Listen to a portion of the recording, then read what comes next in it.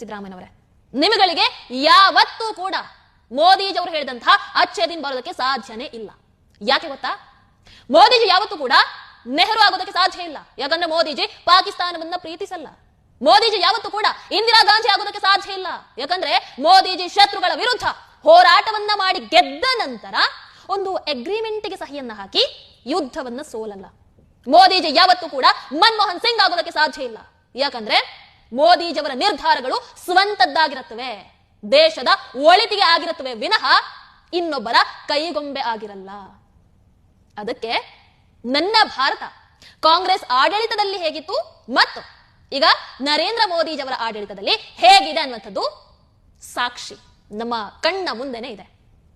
ಮೋದಿಜಿ ಏನೆಲ್ಲ ಮಾಡಿದ್ದಾರೆ ಅಂತ ಕೇಳೋದಕ್ಕಿಂತ ಅವ್ರು ಏನೆಲ್ಲ ಮಾಡಿದ್ದಾರೆ ಅನ್ನುವಂಥದ್ದನ್ನ ಸ್ವೀಕಾರ ಮಾಡೋದನ್ನ ಮೊದಲು ಕಲಿರಿ ಸಿದ್ದರಾಮಯ್ಯನವರೇ. ಕಾಂಗ್ರೆಸ್ 70 ವರ್ಷದಲ್ಲಿ ಮಾಡೋದಕ್ಕೆ ಆಗದಂಥದ್ದನ್ನ ಮೋದಿಜಿ ಕೇವಲ 11 ವರ್ಷಗಳಲ್ಲಿ ಮಾಡಿ ತೋರಿಸಿದ್ದಾರೆ. ಹಾಗಾಗಿ ಆ ಸತ್ಯವನ್ನ ಒಪ್ಕೊಳ್ಳೋದಕ್ಕೆ ಕಷ್ಟ, ಆದ್ರೂ ಒಪ್ಕೊಳ್ಳಿ. ಮೋದಿಜಿ ಯಾವಾಗ ಬಂದ್ರು, ಯಾವಾಗ ಪ್ರಧಾನಮಂತ್ರಿಯಾಗಿ ಪ್ರಮಾಣ ವಚನವನ್ನ ಸ್ವೀಕಾರ ಮಾಡಿದ್ರು, ಅದರ ಜೊತೆಗೆ ನನ್ನ ದೇಶಕ್ಕೆ ಅಚ್ಚೆ ದಿನ ಕೂಡ ಬಂದಿದ್ದಾಯ್ತು. ಮೋದಿ ಹೇ ತೋ ಮುಮ್ಕಿನ್ ಹೇ. ಥ್ಯಾಂಕ್ ಯು ಮೋದಿಜಿ, ಧನ್ಯವಾದಗಳು. ಈ ಕಾರ್ಯಕ್ರಮವನ್ನು ಪೂರ್ತಿ ವೀಕ್ಷಿಸಲು ಯೂಟ್ಯೂಬ್ನಲ್ಲಿ ಟಿವಿ ವಿಕ್ರಮ ಚಾನೆಲ್ಗೆ ಭೇಟಿ ಕೊಡಿ, ಸಬ್ಸ್ಕ್ರೈಬ್ ಮಾಡಿ.